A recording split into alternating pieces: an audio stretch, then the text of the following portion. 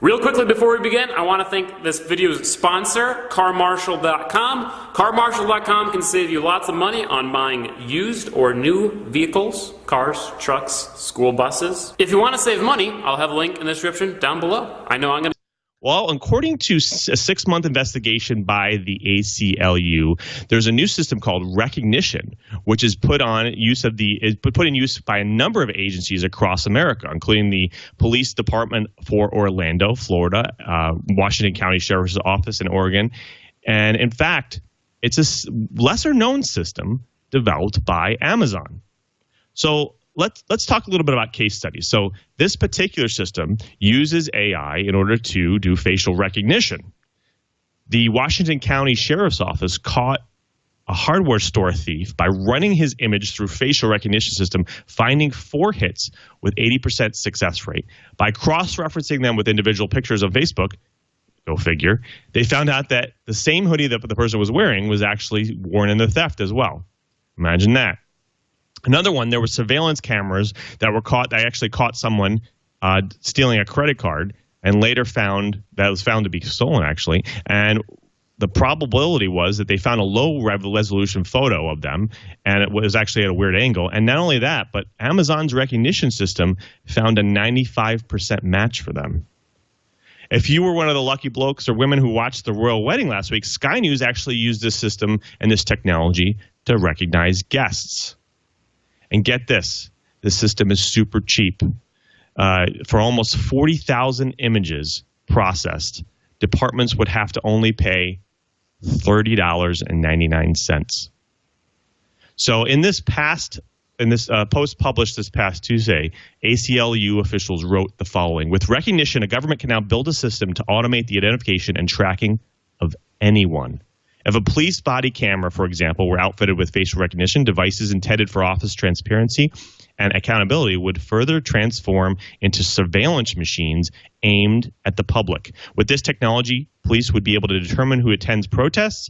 ICE could seek to continuously monitor immigrants as they embark on new lives. Cities might routinely track their own residents, whether they have reason to suspect criminal activity or not. And as with our surveillance technologies, these systems certain to be disproportionately aimed at minority communities.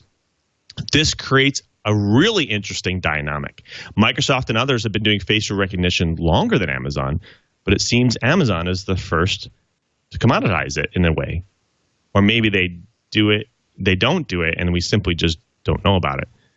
In fact, we saw that in Orlando, recognition is being used to find people of interest, quote unquote, using footage from cameras all over the city. So this is weird because it almost makes me feel like they're doing the same thing that China is doing as they surveil their entire country with millions and millions of cameras. So Curtis, I actually want to throw this over to you first because obviously you live in Orlando. Shouldn't we be told about this? Like it sounds like it's just the beginning. It does sound like the beginning, and yes, I think that the people of Orlando should have been told about this, and there are a lot of people in Orlando who feel the same way.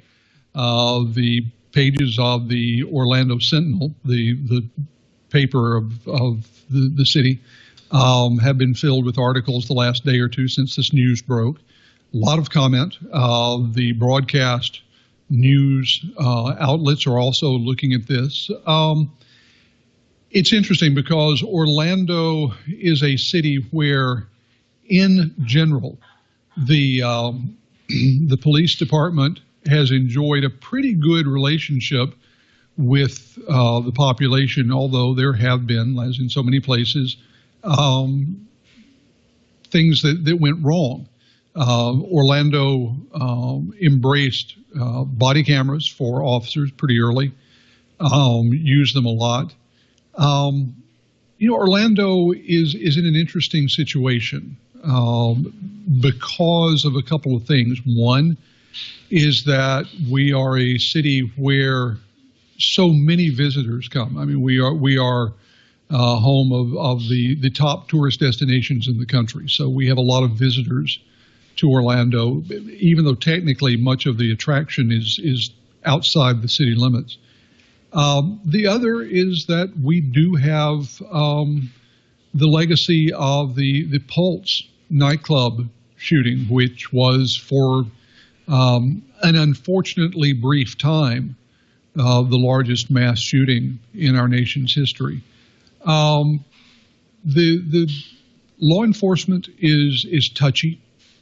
They try to stay on top of things, but I think what they've entered into now is a discussion with city government and with the residents about both just how far they should be going and how much information they should be giving to the populace as they try new things. Now, they've said that this is just a pilot program, basically just an experiment that they're running. Still, the privacy implications are such that a lot of people feel that they really should have been much more transparent about what they were doing with the residents of Orlando. Right, right. So we balked a little bit at China for doing this to their citizens. Obviously, they're making it law. They're actually rating citizens on this. I want to throw it over to you, Cheaper. Is this even legal to do this here in the United States? Well, obviously I'm not a lawyer, but it is. They are at the moment, from what I understand, only using these in public areas, places that have, quote, no expectation of privacy. Now, keep in mind, there is lots of precedence for this. During very large sporting events, very large special events, there are cameras galore. If you start bringing in something like, let's talk London. London, rumors, has the most CCTV coverage of any modern metropolitan area. Now, if you look at the other side of this, we are asking our police forces to do an awful lot more with less, especially with all these school shootings and so forth. We have asked them to go and find the bad guys faster, but we haven't been giving them giant leaps in budgets.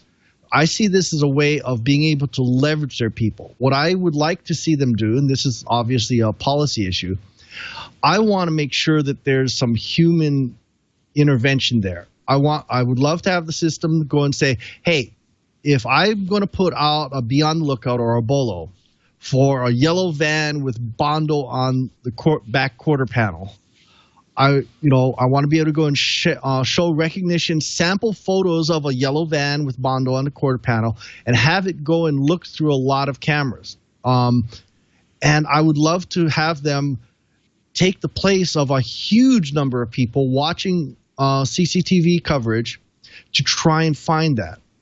Isn't it a better way to have a system to go and help narrow the search down so that our skilled and trained police can go and do something? Now, obviously, there's, we can argue the skilled police back and forth, but the reality is I'm ex-law enforcement, and the reality is we never have enough eyes to look at video. We never have enough police on the street. I see this as a way of giving the general public the level of safety they want. I just hope that our policymakers make sure that there's policy to also make sure that this video isn't stored. I want it to be eyes and ears. I don't want it to be Big Brother. Right. Well, Amazon actually has responded to many civil rights groups and news outlets, and this is what they've said. And the utility of AI services like this will only increase as more companies start using advanced technologies like Amazon Recognition. Our quality of life would be much worse today if we outlawed new technology because some people could choose to abuse the technology. Imagine if customers couldn't buy a computer because it was possible to use the computer for illegal purposes. Like any of our services, we require customers to comply with the law and be responsible when using Amazon Recognition. Curtis, do they actually have a point here? Well, I think that they do have a point, and that's what makes this tricky. I mean, we do things like in many states there are red light cameras that catch people automatically if they run a red light. There are other automated camera things, and let's be realistic.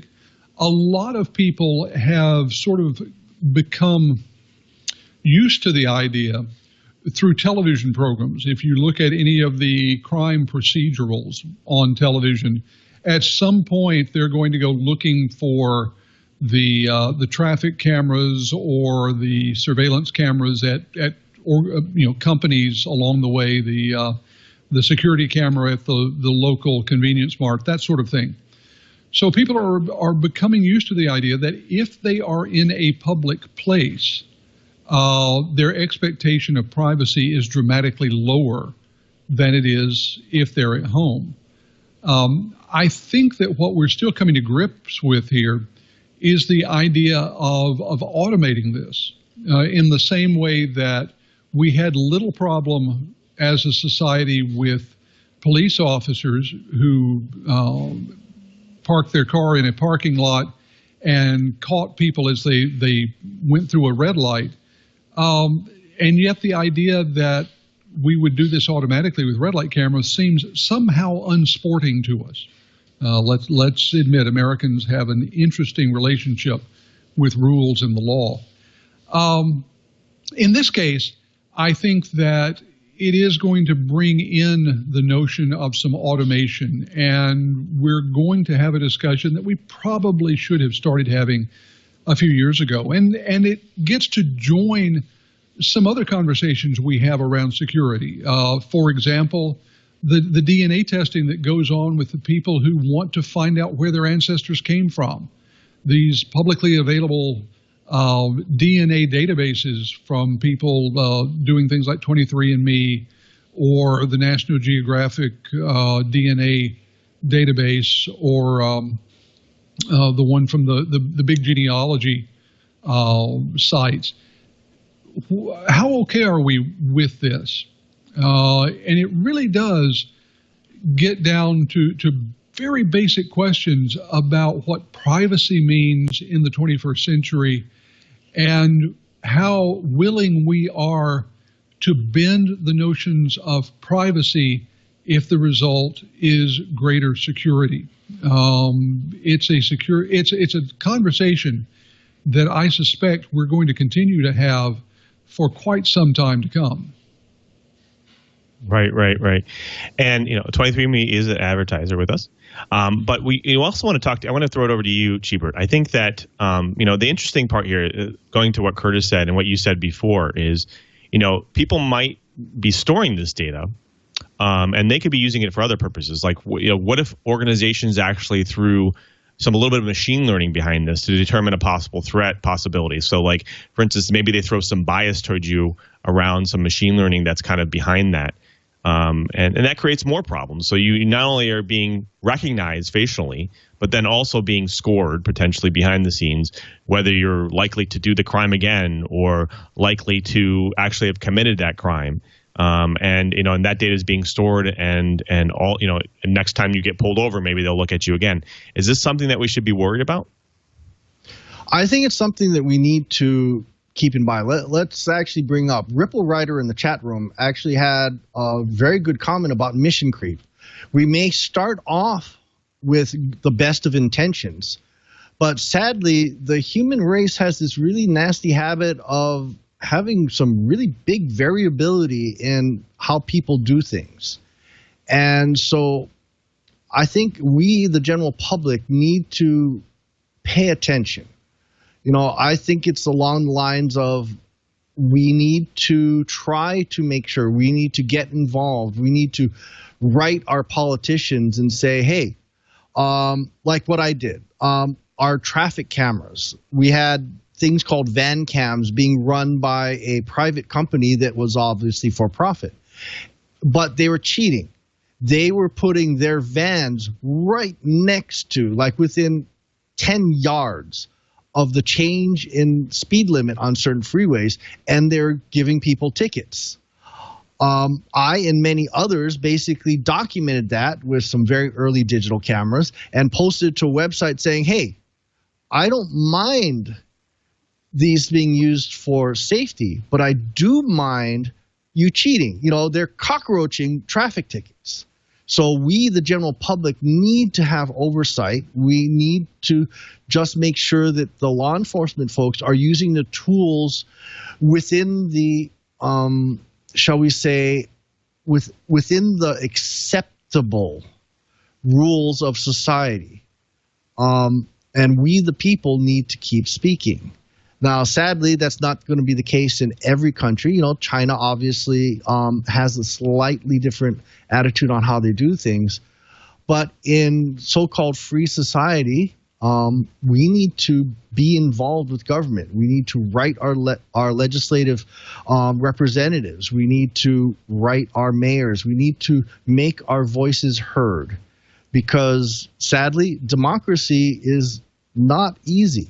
It's hard. It's advanced citizenship, and it means we have to get involved. And I think this is a really, really good place for us to make sure we're involved and make our voices heard.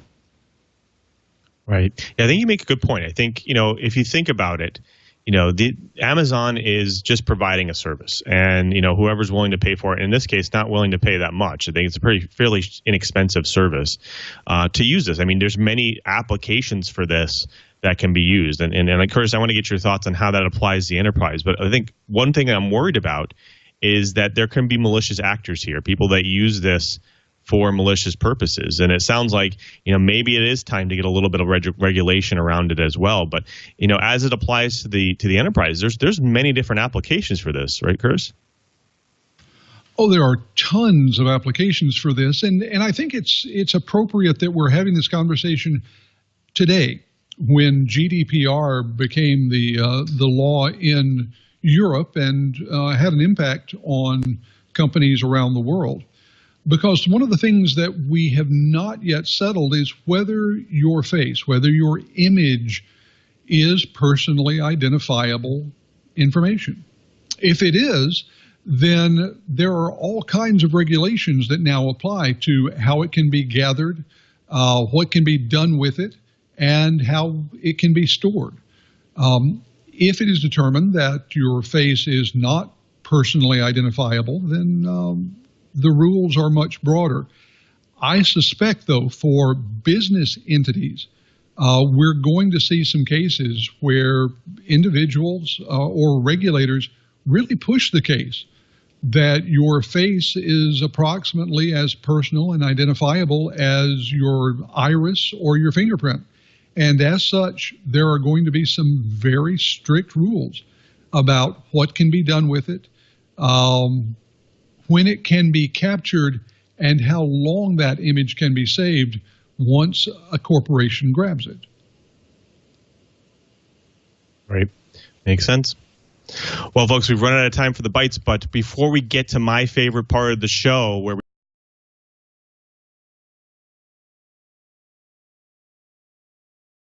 police surveillance is getting a helping hand from Amazon.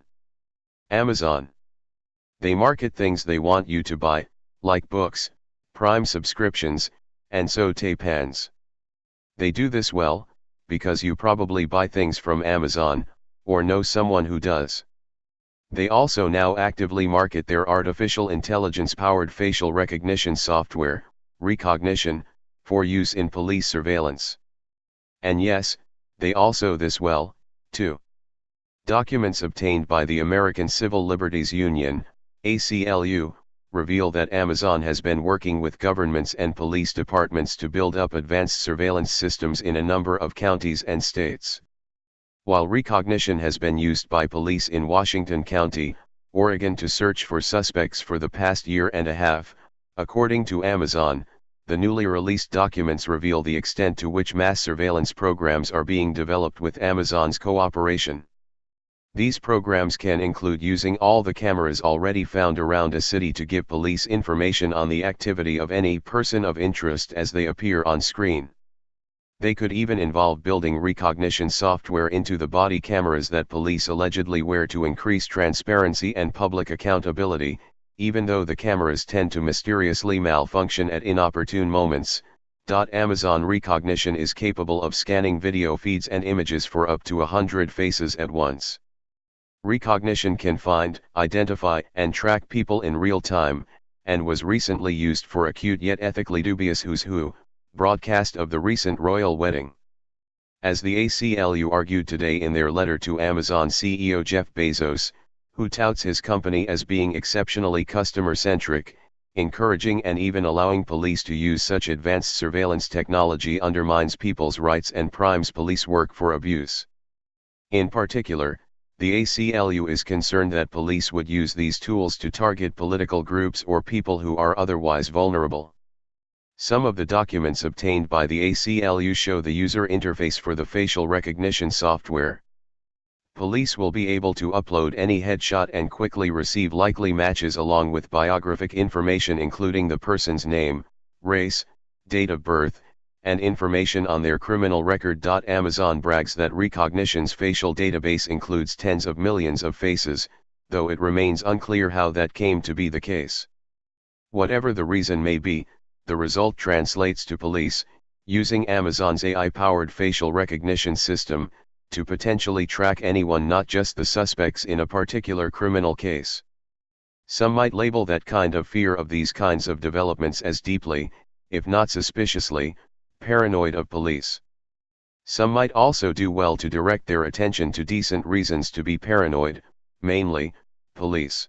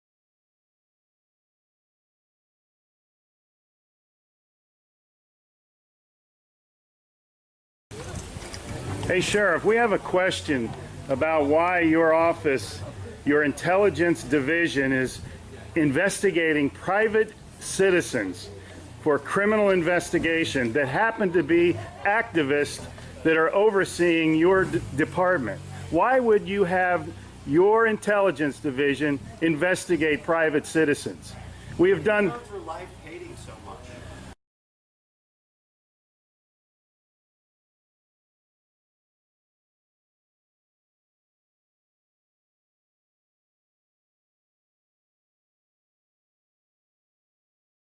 Sir, we don't hate anyone. We love freedom and we love American people.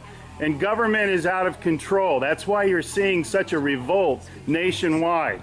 Why can't you just answer, why is Susan Edwards, your intelligence division, investigating private citizens? This should not happen. Are you here to apply for a job?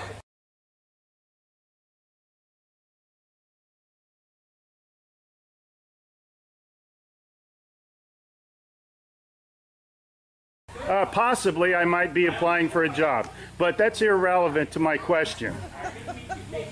Why would you ask that question? Well, enjoy the fair. Okay. Excuse me. Excuse you? Excuse me, sir. So those of you that haven't Wow. been on a bike before, Sheriff's getting a little too pushy.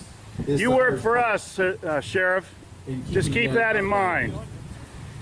At one time we respected you, but not with that type of attitude.